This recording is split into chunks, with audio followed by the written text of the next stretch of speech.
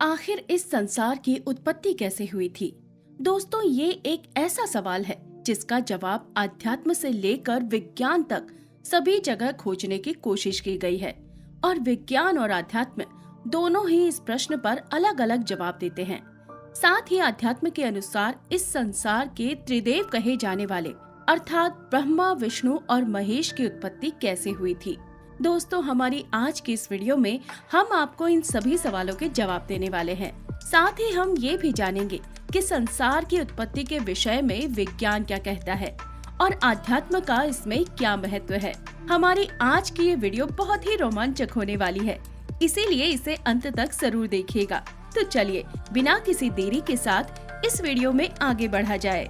दोस्तों, बात करें इस संसार की उत्पत्ति की, तो विज्ञान ये मानता है कि आज से अरबों साल पहले अंतरिक्ष में हुए एक विस्फोट से मानी जाती है, जिसे हम बिग बैंग थ्योरी के नाम से भी जानते हैं। साइंस के अनुसार इस घटना के बाद ही संसार में विभिन्न प्रकार के जीवन की उत्पत्ति हुई।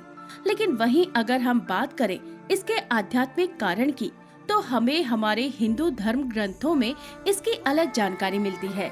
स्कंद पुराण सहित कई अन्य सारे पुराणों में पृथ्वी की उत्पत्ति और यहाँ पर जीवन के आरंभ होने से संबंधित कई कहानियाँ मिलती हैं। शिव पुराण के रुद्र संहिता में उल्लेख मिलता है कि एक बार नारद मुनि ने भगवान ब्रह्मा से इस संसार की उत्पत्ति के विषय में पूछा था।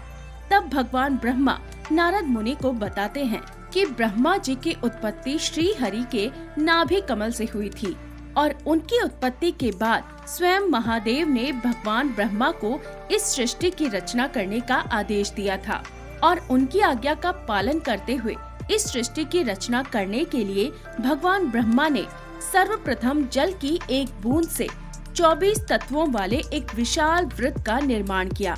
लेकिन वो जल का विशाल वृत्त पूरी तरह से जड़ था, अर्थात उसमें किसी भी प्रकार की चेतना नहीं थी। तत्पश्चात भगवान ब्रह्म अपने इष्ट देव भगवान विष्णु का ध्यान करते हैं।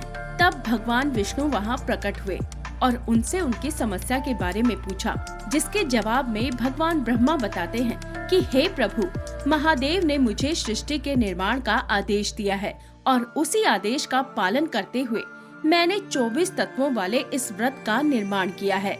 किंतु ये व्रत पूरी तरह से जड़ है और इसमें चेतना का अभाव है। अब आप ही मेरी कुछ सहायता कीजिए प्रभु। भगवान ब्रह्मा का आग्रह सुनकर विष्णु भगवान उनसे कहते हैं, आप तनिक भी चिंतित मत होइए प्रभु। भगवान महादेव की इस आज्ञा का पालन करने में मैं आपकी सहायता जरूर करूंगा।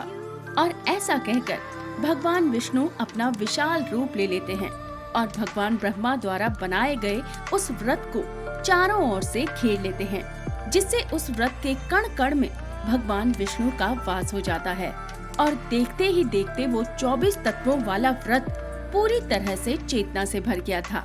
और केवल इतना ही नहीं, हमारे पृथ्वी लोक पर जीवन की शुरुआत करने के लिए भी भगवान विष्णु को ही श्रेय जाता है, क्योंकि उन्होंने ही सबसे पहले जल में मत्स्य अवतार लेकर इस संसार में जीवन की शुरुआत की थी। इसके बाद भगवान ब्रह्मा ने सृष्टि की अन्य वस्तुओं का निर्माण किया, इसलिए भगवान ब्रह्मा को इस सृष्टि का रचयिता भी कहा जाता है। तो वहीं इस समस्त सृष्टि के कण कण में भगवान विष्णु का वास है, इसीलिए वो समस्त संसार के पालक और संरक्षक भी हैं। और जब समस्त सृष्टि बन चुकी थी, तब एक समय ऐसा भी आया जब हमारी इस पृथ्वी को एक रक्षा के द्वारा छुपा लिया गया था और तब भगवान विष्णु ने अपना एक और अन्य रूप लेकर इस पृथ्वी को बचाया था। चलिए अब हम आपको उसकी कहानी भी बताते हैं। तो दोस्तों, पुरातन समय में हिरण्याक्ष नाम का एक दैत्य था और जब उसने देखा कि भगवान ब्रह्मा ने पृथ्वी की रचना कर ली है, तब भगवान ब्रह्मा के इस कार्य को असफल बनाने के लिए हिरण्याक्ष ने पृथ्वी को ले जाकर समुद्र में छिपा दिया। अपने कार्य में विघ्न आता देख भगवान ब्रह्मा ने भगवान विष्णु को याद किया और उनसे सहायता मांगी।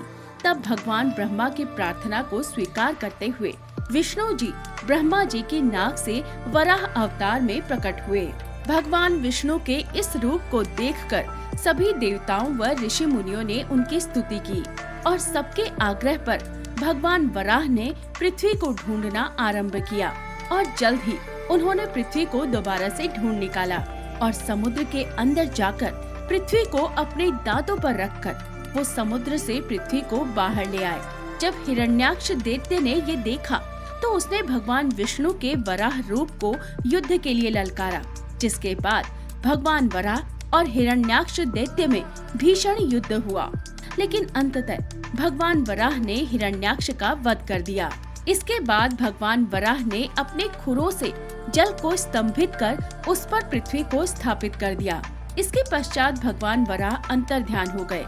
इसी प्रकार भगवान शिव को इस सृष्टि का संहारक कहा जाता है। मान्यता है कि जब संसार में पाप बहुत बढ़ जाएगा तब महादेव अपना तीसरा नेत्र खोलेंगे और पलक झपकते ही ये पूरी सृष्टि धूल के कण में बदल जाएगी। तो दोस्तों, ये तो हुई इस सृष्टि के निर्माण की बात। लेकिन अब सवाल ये आता है कि इस सृष्टि के निर्माता, इसके पालक और संहारक यानी कि भगवान ब्रह्मा, भगवान विष्णु और भगवान शिव की उत्पत्ति कैसे हुई। तो साथियों, शिव पुराण के अनुसार भगवान सदाशिव का जन्म नहीं हुआ था। वो तो हमेशा से ही इस सृष्टि में विद्यमान थे। इसीलिए सदाशिव को ही परम सत्य कहा गया है।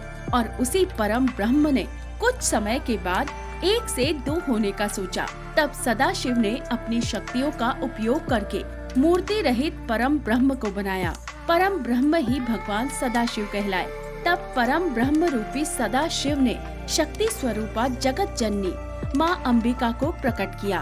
तब इसी परम ब्रह्म रूपी सदाशिव और अंबिका से ब्रह्मा, विष्णु और महेश की उत्पत्ति हुई। ऐसा माना जाता है कि परम ब्रह्म सदाशिव और माँ अंबिका ने सबसे पहले भगवान शिव की उत्पत्ति की। उसके कुछ समय बाद सृष्टि निर्माण के लिए सदाशिव ने अपने वाम अंग पर अमृत मला, जिससे एक पुरुष प्रकट हुआ। सदाशिव ने उस पुरुष के व्यापक रूप के कारण उन्हें विष्णु नाम दिया। इसके बाद सदाशिव ने ही अपने दाहिने हाथ से एक दिव्य ज्योति उत्पन्न करके उस विष्णु जी की नाभि कमल में डाल दिया। कुछ समय बाद विष्णु जी के नाभि कमल से ब्रह्मा जी उत्पन्न हुए। इस प्रकार त्रिदेव ब्रह्मा, विष्णु और महेश की उत्पत्ति हुई। इससे ये साबित होता है कि त्रिदेव ब्रह्मा, विष्णु और महेश के माता पिता परम ब्रह्म सदाशिव और शक्ति स्वरूपा जगत जननी माँ अंबिका हैं। तो दोस्तों, इस प्रकार से हमारी सृष्टि और त्रिदेवों की उत्पत्ति हुई थी। वैसे इसके बारे में आपका क्या कहना है, हमें कमेंट करके जरूर बताएं।